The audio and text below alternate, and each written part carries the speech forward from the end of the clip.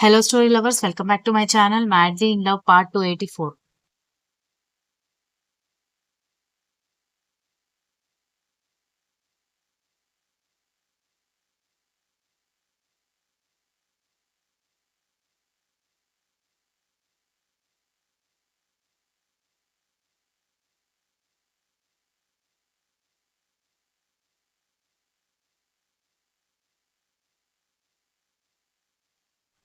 నా మీద అరుస్తారేంటి? నేనేదో తప్పు చేసినట్టు అనగానే ఎవరైనా వచ్చి నీతో ఎందుకు గొడవ పెట్టుకుంటారా?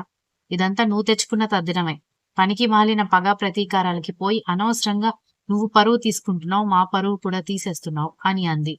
ఆ వెంటనే వాళ్ళ అమ్మగారు ఆయింట్మెంట్ తీసుకొచ్చి అప్లై చేస్తుంటే అబ్బా అని ఉదయ్ అరుస్తుంటే కదలకుండా కూర్చో అని అంటూ ముక్కుకి ఆయింట్మెంట్ రాసి ఇదిగో ఈ పెయిన్ కిల్లర్ వేసుకో, కాస్త నొప్పి తగ్గుతుంది. రేపు పెళ్లి చూపులు ఉన్నాయి. రేపటికి ఈ రంగు మారకపోతే అమ్మాయి మాత్రం నిన్ను పెళ్లి చేసుకోనని చెప్తుంది అని చెప్పి వెళ్ళిపోయింది ఆవిడ.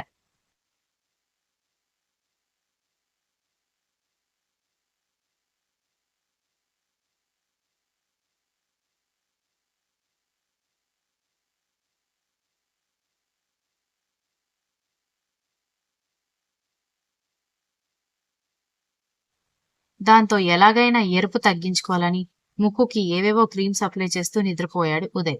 తెల్లవారాక మచ్చపోయిందనుకుని అద్దంలో సరిగ్గా చూసుకోకుండానే పెళ్లి చూపులకి రెడీ అయ్యి తల్లిదండ్రితో కలిసి బయలుదేరాడు. వాళ్లు కూడా కొడుకు కొంచెం మేకప్ వేసుకోవడంతో కలర్ తగ్గిపోయింది, గాయం తగ్గింది అనుకున్నారు. పైగా పెళ్లి చూపుల హడావిడిలో ఉండడంతో పెద్దగా పట్టించుకోలేదు.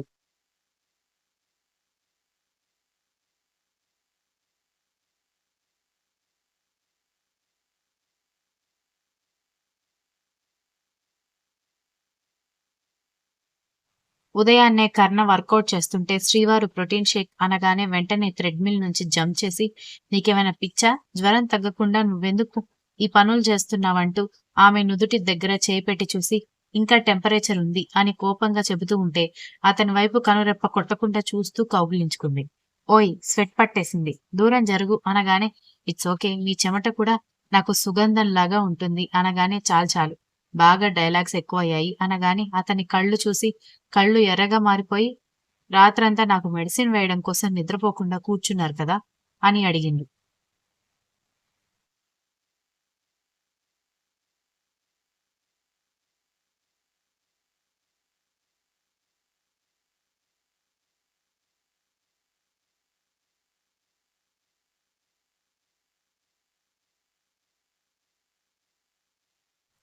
1 అవర్‌కి ఒకసారి టాబ్లెట్స్ వేయమని డాక్టర్ చెప్పాడు.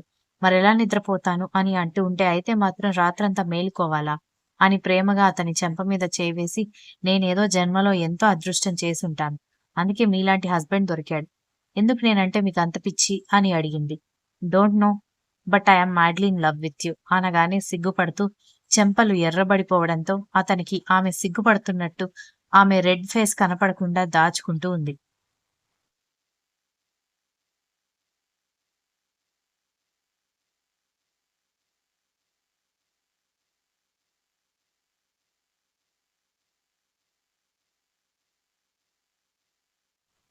ఆమె గడ్డం పట్టుకుని తలెత్తి సిగ్గుపడుతుంటే, నీ ఫేస్ సూపర్ రెడ్‌గా మారిపోయి సూపర్ క్యూట్‌గా ఉంటావని ముక్కు మీద ముద్దు పెట్టడంతో చాలు చాలు మీకు అల్లరి ఎక్కువైంది. ఆఫీస్‌కి టైం అవుతుంది. ప్రోటీన్ షేక్ తీసుకోండి. బ్రేక్‌ఫాస్ట్ రెడీ చేస్తాను అని వెళ్ళబోతున్నా ఆమె వెళ్ళకుండా వెనక నుంచి హగ్ చేసుకొని నాటకాలు పడ్డావనుకో తంతాను. వెళ్లి రూమ్‌లో రెస్ట్ తీసుకో. రేఖ వంట చేస్తుంది అనగానే అది కాదండి అని అంటూ ఉంటే ఆమె బుగ్గ మీద ముద్దు పెట్టి చెప్పాను కదా వెళ్ళు అన్నాడు.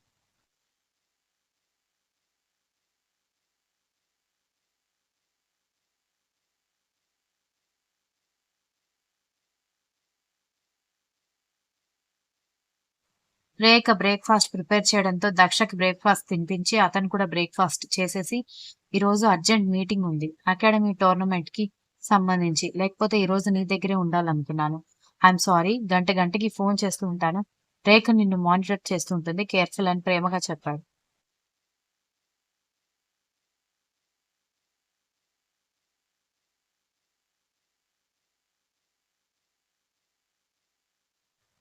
ఇంట్లోనే కదండీ ఉన్నాను. ఇంటి నిండా పని మనుషులున్నారు. వాళ్ళు నన్ను చూసుకుంటారు, మీరెళ్ళండి అని చెప్పడంతో హాస్పిటల్ నుంచి నర్స్ కూడా వస్తుంది అనగానే, భగవంతుడా! నర్స్ ఎందుకు? పని వాళ్ళు సరిపోనట్టు అని అంది. వాళ్ళింట్లో ఏదో ఒక పని చేసుకుంటూ ఉంటారు. మీ పక్కన ఉండడానికి ఒక కేర్ టేకర్ కావాలి కదా! అందుకే నర్సొస్తుంది. ఇంకా టెంపరేచర్ తగ్గలేదు నీకు అంటూ సిరప్ తాగించి, మెడిసిన్స్ వేసి ఆఫీస్‌కి వెళ్ళిపోయాడు శాడిస్ట్ బాబు. వెళ్ళినా కూడా అతని మనసంతా దక్ష మీదనే ఉంది.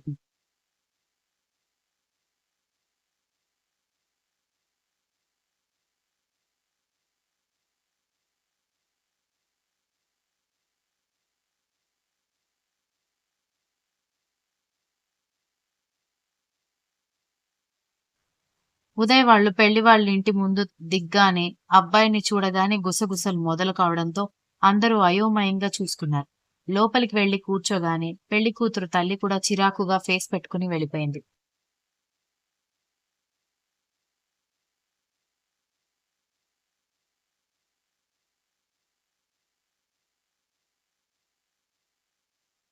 కాసేపటికి పెళ్లి కూతుర్ని తీసుకురాగానే తలెత్తి చూసి నేను వీడిని పెళ్లి చేసుకోను అంటూ వెళ్ళిపోయింది.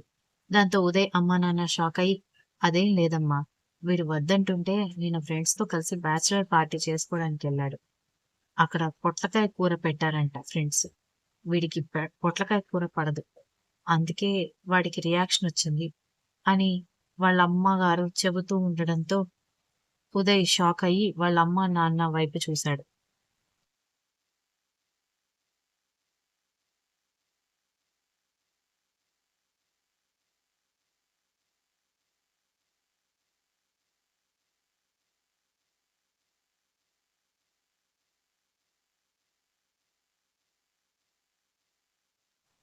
ఇలాంటి రోగాలున్న అల్లుడు మాకొద్దు. అదే మా అమ్మాయికి ఏదైనా లోపం ఉంటే మీరు పెళ్లి చేసుకునేవారా? అని అడగడంతో పెద్ద లోపం కాదు కదా! ఏదో ఒక కూర పడతంతే. అది తినకపోతే వాడికి సమస్య ఏమీ ఉండదు. అది తిన్నాడు కాబట్టి రియాక్షనొచ్చి ముక్కెర్రగా అయిపోయింది అని చెప్పారు. పెళ్లిలో పొరపాటున పొట్లకాయ కూర తిని ఇలాగే ముక్కు తయారైందంటే చూసే వాళ్ళందరూ ఇలాంటి అల్లుడు దొరికాడా మీకని మా పరువు తీస్తారు. వెళ్ళండమ్మా, దయచేసెళ్ళండి అని పెళ్లి కూతురు తండ్రి చెప్పడంతో ఇక ఆ అవమానం తట్టుకోలేక ముగ్గురు బయటకొచ్చేశారు.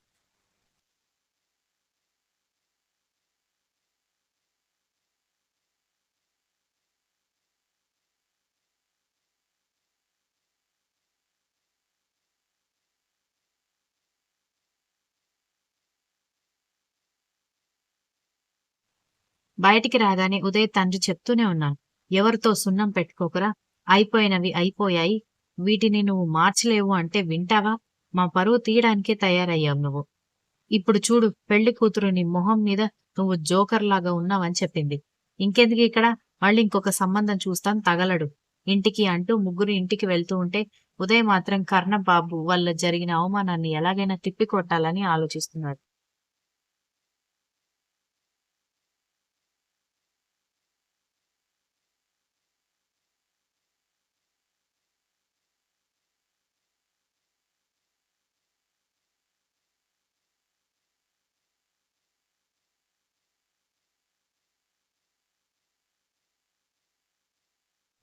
మీటింగ్ నడుస్తుంది ఒకవైపు. మురళి కూడా కూర్చుని వాళ్ళ బావగారిని గమనిస్తూ ఉన్నాడు. చాలా రెస్ట్‌లెస్ గా కనిపిస్తున్న కర్ణ ఎందుకలా ఉన్నాడో అర్థం కాక అయోమయంగా ఉన్నాడు మురళి. ఈసారి వసుసేన అకాడమీ నుంచి మంచి ప్లేయర్స్ వచ్చేలా నాకు అనిపిస్తున్నారు. లాస్ట్ టైం కూడా మురళి టీం విన్ అయ్యి ఇప్పుడు మంచి ప్రొఫెషనల్ వాలీబాల్ ప్లేయర్ గా ఫేమస్ అయ్యాడు కదా! అని ఎవరో అంటూ అంతే కదా మిస్టర్ కర్ణ అని అంటూ ఉన్నా కూడా ఈ లోకంలో లేకుండా దక్ష ఎలా ఉందో అని ఆలోచిస్తున్నా కర్ణ ఆన్సర్ ఇవ్వకపోవడంతో మురళి ఆశ్చర్యపోయాడు.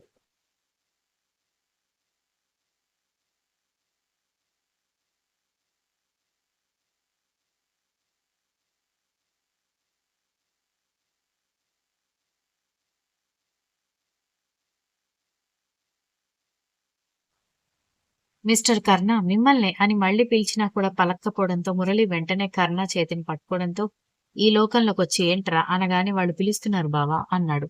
Continuous. If you like the story please like, share, comment and don't forget to subscribe.